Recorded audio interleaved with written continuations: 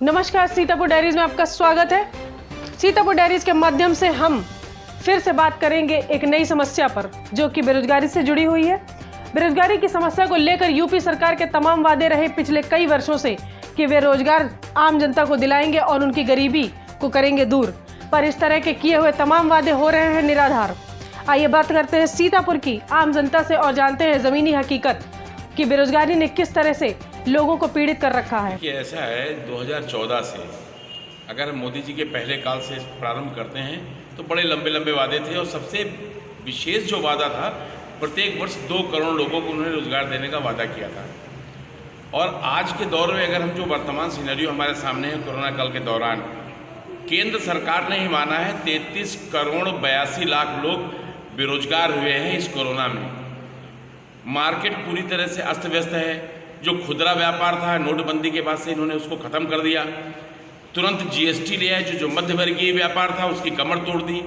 और उसके बाद अनएम्प्लॉयमेंट जिस लेवल पे आज है, मुझे लग रहा है आने वाला समय देश के बड़ा भयावह होगा और लोग सीधे सीधे अपनी जान देने की ओर अग्रसर हो रहे हैं। जब मैं मार्केट में रहता हूँ, लोगों से चर्चा करता हूँ, व्यापारियों से बात होती है, जो यंगस्टर्स, अभी आपने देखा होगा पूरे देश में युवा बच्चों ने ताली और थाली बजा करके मोदी को जवाब देने का प्रयास किया कि अब वो बर्दाश्त नहीं होगा, झूठे वादे नहीं चलेंगे। किसी कवि की पंक्तियां मैं बता रहा हूँ जोई जी आपको कि कितने स्वार्थों में जकड़ोगे इंसानी जज्बात को, कितनों से कहला पाओगे दिन अंधियारी रात को, कब तक धोखे में रखोगे भूखों की बारात को, कब तक छातों से तानोगे भादों की बरसात को। मजहब दीन ईमान धर्म से सांप्रदायिक अलविदा ना बेचो, दीवारें बेचो मंदिर मस्जिद की, लेकिन खुदा ना बेचो। ये पंक्तियां वर्तमान सरकार पे बिल्कुल समीचीन हो रही हैं। और इन्होंने जो जो वादे किए, अच्छे दिन आएंगे, सबका साथ सबका विकास, तो सबका सत्यानाश ये कर रहे हैं। न किसी का साथ दिया, न किसी का विकास होने दिया। आपने देखा होगा जीडीपी -23। इस देश के आज़ादी से लेके आज तक जीडीपी कभी इतनी नहीं। और 2008 में जब मनमोहन जी की सरकार थी, उस समय जब पूरे विश्व में क्राइसिस आया था, मंदी का दौर आया था, उसमें भी भारत की जीडीपी -7 आई थी। आज -23 जीडीपी है। मैं कहना चाहता हूँ आपके माध्यम से इस देश के युवाओं से, बेरोजगार युवाओं से, किसानों से कि एक सूत्री नारा उनका होना चाहिए कि अब अन्याय बर्दाश्त नहीं होगा। हमें जो काम देगा, हमें जो रोजगार देगा, हमारे पेट को जो खाना मुहैया कराएगा, हमारे हाथों को जो मजबूत करेगा, हमें जो छत मुहैया हमें कराएगा, हमें भारतीयता की बात जो अब करेगा, वो चाहिए होगा। हम बदलाव लाएंगे और पूरा युवा ने मन बना रखा है। बेरोजगारी पूरी तरीके से जो हमारा युवा वर्ग है इतना ज़्यादा डिप्रेशन में है कि हमारे देश में मनोवैज्ञानिक डॉक्टर्स की कमी पड़ जाएगी, जो रेशियो अब निकल के आ रहा है। बढ़ती हुई बेरोजगारी से हम कह सकते हैं कि वैसे मुझे अपने सर की एक बात याद आ रही है, वो मैं पहले बोल देती हूँ कि जब तरुणाई अंगड़ाई लेती है तो इतिहास पलट करके रख देती है। और जब अपने देश का युवा बेरोजगारी से जूझ रहा है और आए दिन नए नए से सुसाइड केस हम सभी के बीच में सुनने को आ रहे हैं, न जाने कितना डिप्रेशन में है आज का युवा। तो इस हालातों में मैं सरकार से एक गुहार लगाऊंगी कि युवाओं को रोजगार दें, उनके हाथों को मजबूत बनाएं और पेट में जब रोटी जाएगी तभी तो व्यक्ति काम करेगा, तभी हर चीज़ में उसका मन लगेगा। और जब शरीर स्वस्थ कर लेगा तब आगे बहुत सारे लक्ष्यों को प्राप्त कर लेगा। और जब युवा, जो कि भारत का भविष्य है, वो अगर सकारात्मक दिशा में अपने कदम बढ़ाएगा तो निश्चित तौर से राष्ट्रीय, जो अपने राष्ट्र में एक भूमिका निभाने में सक्षम रहेगा। मैम, सबसे पहले तो मैं ये कहना चाहता हूँ कि बेरोजगारी समाज के लिए एक अभिशाप है। और किसी ने कोई कवित्री हैं कानपुर की, वो क्या कहते हैं, उन्होंने, वो इकोनॉमिक्स भी पढ़ाती हैं, तो उन्होंने कुछ ऐसे ही तंज कसा है कि संस्कारों को एड्स होता जा रहा है, किंतु देश में अनलॉक होते हुए चरित्र आज भी स्वार्थ की कोठरी में लॉक है, बाकी सब ठीक ठाक है।